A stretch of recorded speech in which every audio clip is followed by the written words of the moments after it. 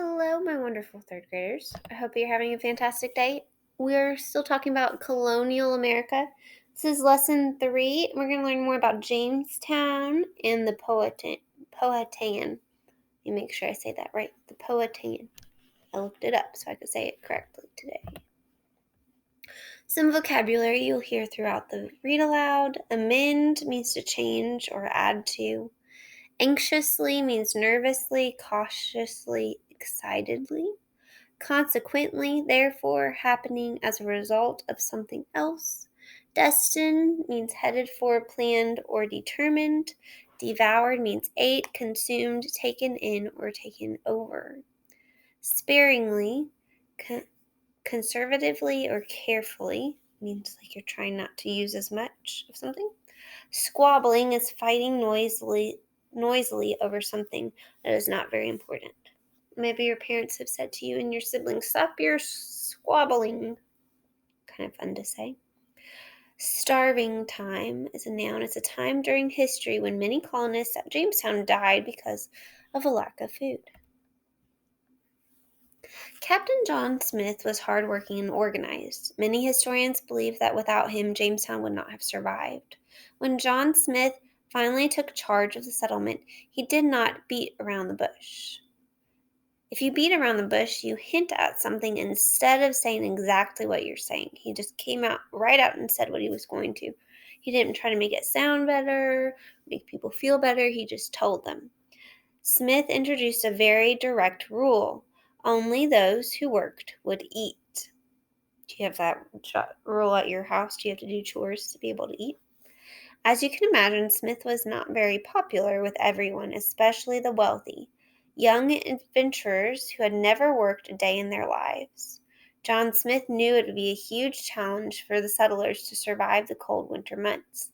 As the weeks went by, John Smith urged everyone to work on the construction of Jamestown, to gather fruits and berries, to fish and hunt, and to use sparingly or very carefully the little food they had stored. There are several different accounts of what happened during this time.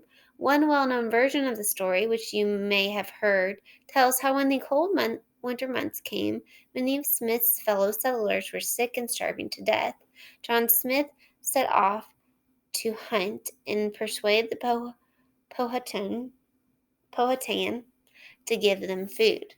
According to this account, which some might call a legend, Smith was captured by Powhatan warriors and taken to their chief because they wanted to kill the man who was leading the foreigners.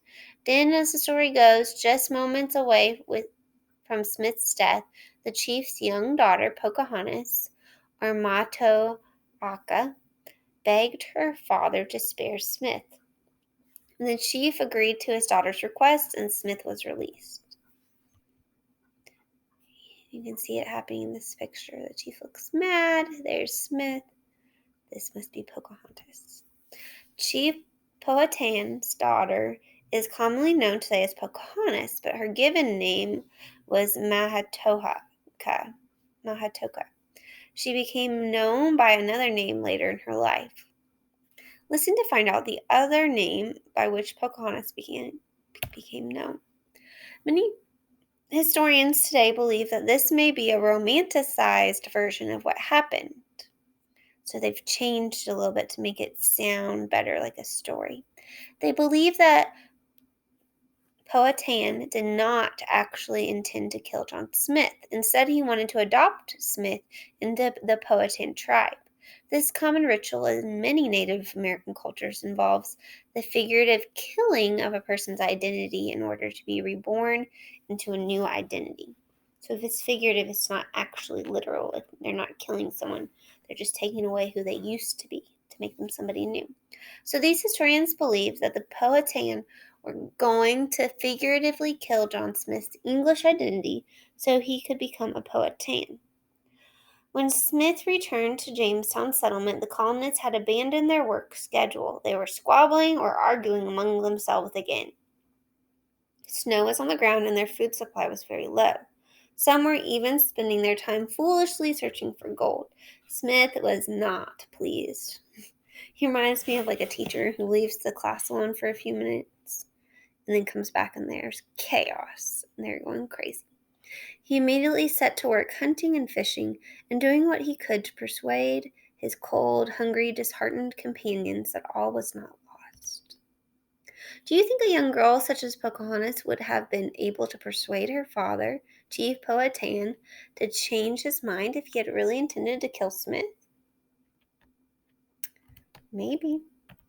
What do you think? Then one day a small band of Powhatan led by Pocahontas appeared out of the forest. Having taken pity on this bunch of disorganized foreigners, the Powhatan brought with them much needed food. Pocahontas and members of the Tan Powhatan tribe returned many times with food and general aid or help. They also taught the English new hunting and farming techniques. The food the Powhatan provided was enough to keep the English alive until help from their homeland arrived. That help came in January 1608 when Captain Newport's ship, the Susan Constant, arrived laden with food and more than 100 new settlers. Needless to say, the Powhatan were not happy to see even more strangers come to live on the land they inhabited. For a while, the situation for Smith and his men improved. With more food to eat, they had energy to work. With more men, they had more hands to help construct the much needed homes. Then tragedy struck. Somehow, and it's not certain how, a fire broke out. The fierce flames quickly devoured many of the buildings, as well as much of the food supply and clothes. You can imagine how devastating or upsetting this would be for the settlers. The English had no choice but to start again. Fortunately, by this time the weather was getting warmer. The Powhatan had taught them how to grow corn, which they called maize, now that the weather was better. The Native Americans helped them once again by supplying the English with more food. Under John Smith's supervision, the men set to work rebuilding their homes, planting corn, and learning to live in this new land. When spring came, Captain Newport set sail again for England. Some historians have written that the colonists who had been wasting their time searching for gold persuaded Captain Newport to load his ship with a large amount of red-colored dirt and bring it with him. The gold-hungry colonists were certain that tiny pieces of gold would be found once the dirt was properly examined in England. However, no gold was found. They took dirt with them. It seems that Captain Newport transported nothing more than a shipload of dirt across the Atlantic Ocean. That's pretty funny. Captain Newport returned to Jamestown again in the fall. The English colonists were happy to see him again. This time Newport brought more supplies as well as 70 men and 2 women. Yes, 2 women. One woman, Mrs. Thomas Forrest, was the wife of one of the men on board, and the other was her maid, Anne Burris. They were the first 2 women to live in Jamestown. Some of the other new settlers were from Poland and Germany, and they brought the skill of glass making to the colony. By this time, John Smith had been elected president of the colony, and he consistently enforced his rule. All must work if they wanted to eat. It's a good rule. In fact, these are Captain John Smith's exact words. He that gathereth not every day as much as I do, the next day shall be set beyond the river and be banished from the fort as a drone till he amend his conditions or starve. The word drone is often used to describe someone who is lazy or who does not work. A drone is a type of bee that does not help gather food and is often fed by worker bees. When food becomes scarce, drones are forced out of the hive to starve. Under John Smith's leadership, the colony began to prosper. Smith continued to establish fairly good relations with the Powhatan Indians. The 2 communities even began to trade with each other. The settlers traded beads and copper for food. However, 2 years after Jamestown was established, John Smith was injured in a gunpowder explosion. Without medical assistance, his wounds would not heal. Smith was forced to return to England. The man chosen to lead the colony in Smith's absence was George Piercy. Unfortunately, Piercy was not as good a leader as Smith had been. However, to be fair, he did have a challenge on his hands from the moment he arrived. After Smith left, the Powhatan seemed to have a change of heart with regard to their new neighbors. Based on its context in the sentence, what do you think prosper means? It means to do really well. What do you think it means to have a change of heart? You change how you feel about something, and it's like you change your mind. Without John Smith there to actively promote friendship and trade between the Native Americans and the colonists, relations began to suffer. The Powhatan no longer had someone they felt they could trust within the colony, and they became wary of the colonists. They were worried about them.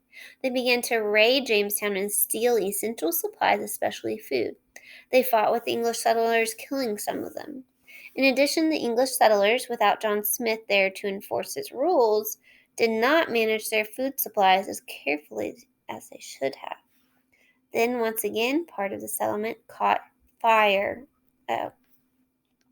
This time, the Powhatan refused to help the English settlers. The settlers waited anxiously for a ship that was due to arrive with supplies, but no ship appeared on the horizon. The winter of 1609 to 1610 became known as the starving time because the colonists ran out of food and many of them died. Finally, one spring day, two ships were spotted. They were the Patience and the Deliverance, very aptly named. The settlers who had survived ran to the banks of the James River in eager anticipation.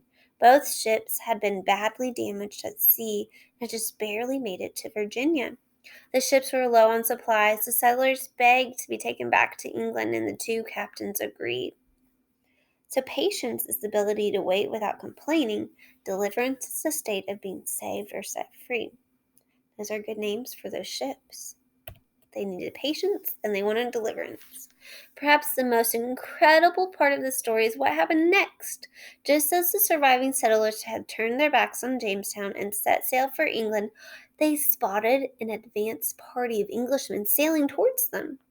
The retreating settlers were immediately informed that Lord de la Warr was close behind. Lord de la Warr was appointed by King James to serve as governor or leader of Jamestown. Lord de la Warr, it seems, had saved the day. Well, the entire settlement, actually. He had led 3 ships across the Atlantic filled to the brim with Englishmen and supplies destined for Jamestown. It's exactly what they needed. The Powhatan must have been horrified to see the settlers return. Even worse, there were more of them. Fortunately for the settlers, Lord de la Warr turned out to be a good leader. He restored a sense of order in Jamestown. Under his leadership, the buildings were repaired and the food and supplies were efficiently managed. However, Lord de la Warr did not reach out to the Powhatan as John Smith had. Things in England were changing, and the instructions to Jamestown from the Virginia Company of London were to stop trading with and relying upon the nearby Native Americans. So their relationships changing.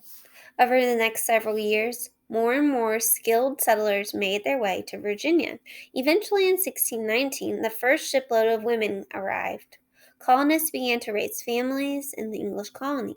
Although gold was not discovered, something just as valuable was. In time, a settler named John Rolfe began to establish a relationship with the Powhatan once again. Guided by the Powhatan and under the supervision of John Rolfe, the settlers began to grow tobacco. At about this time, smoking tobacco, an activity that today we know is very bad for you, started to become more common in Europe. So people were using tobacco a lot so you could sell it for money. There were other important developments that took place in 1619. Now that things were going quite well in the English colonies, the English government felt comfortable allowing the colonists to make certain rules of their own. That was as long as the colonists remembered who was really in charge. On July 30th, 1619, the first lawmaking assembly gathered in the Virginia House of Burgesses. Members of the House of Burgesses were chosen to represent areas of the colony of Virginia. Of course, only men could be chosen, but the House of Burgesses would eventually pave the way for self government and ultimately independence. Yay, USA! It was during another period of conflict between the Powhatan and the settlers that the Powhatan kidnapped some of the settlers and took several firearms and guns. In response, the settlers kidnapped Pocahontas. Oh no. Pocahontas' father was willing to return the kidnapped settlers in exchange for his daughter, but not the firearms. In response, the settlers refused to let Pocahontas go. Consequently, or as a result, Pocahontas spent quite a bit of time in the English settlement, several years in fact. During this time, Pocahontas and John Rolfe were married and had a son named Thomas. During this time, also, Pocahontas converted to Christianity and took the name Rebecca. She and John Rolfe traveled together to England, where they were guests at the court of King James. Sadly, just as Pocahontas and John Rolfe were preparing to return to Virginia, she became very ill. Pocahontas died on March 21st, 1617, at the age of 22, and was buried in England.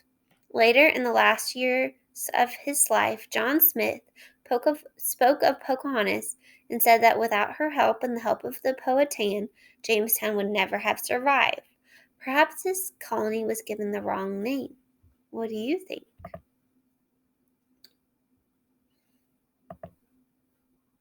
Which colonists initially took charge when it seemed that Jamestown would perish? John Smith. What role did he play in the survival of Jamestown? He was one of the original English settlers. He didn't beat around the bush. He made a rule that the colonists who didn't work wouldn't get any food until they amended or changed their lazy habits. Smith also made sure that the colonists used their food and supplies sparingly and did not waste them. How did the Powhatan and the English relate to one another? What was their relationship? At times they were fearful of one another, and at times they helped one another. For example, the Powhatan helped the English survive by supplying them with food and teaching them how to farm in their new home.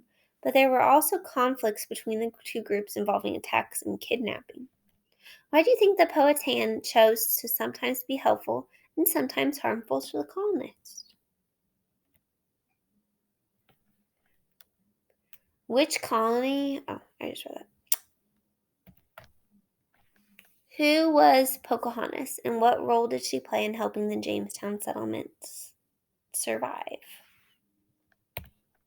She was the daughter of the Powhatan chief. She brought the colonists food. She helped them get food by teaching them hunting and fishing techniques.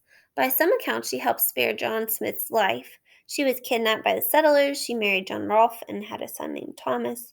She was named Rebecca. She died in England. Whatever are some of the various versions of accounts that people retell of the Jamestown colonists and the Powhatan? Try to use the forms of the words know, believed, heard, suspected, and wondered in your answer. Include your own opinion. Some people believe the legend that they heard about the years that Pocahontas helped save over the years that Pocahontas helped save John Smith from her people who were going to kill him. Other people think Smith may have exaggerated this story. They suspect that the Native Americans were welcoming him into their group through a ceremony. We do not know for certain everything that occurred. There are some things we may always wonder about. Describe the starving time. It was the winter of 1609 to 1610 when the colonists had little food and many of them died. The Powhatan refused to help them this time. For those colonists who survived the starving time, what happened in the spring to help save the colony? While they were waiting for help, two ships, the Patience and Deliverance, arrived from England with much needed food and supplies. They begged to go back to England, and the two captains agreed. And as they were leaving, they saw more English ships destined for Jamestown, laden with supplies and bringing the news that Lord de la Warr was coming to the colony to be their new leader. You remember the word laden means that they had a bunch of supplies that they were carrying.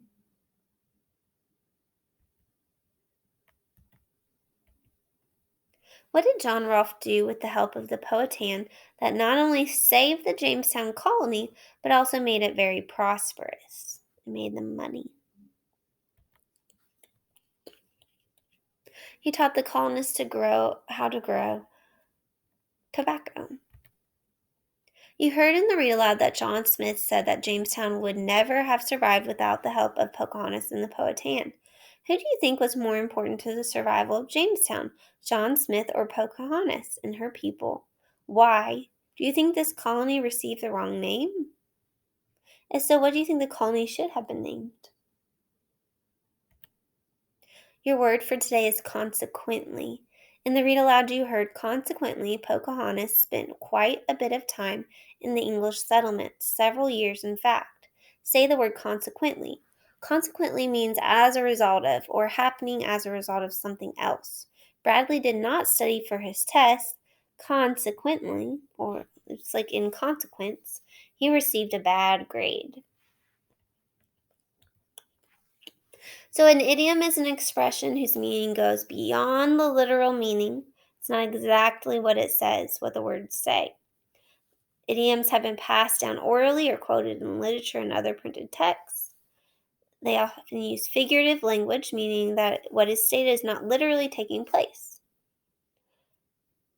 Have you ever heard anyone say something like beat around the bush? Say beat around the bush.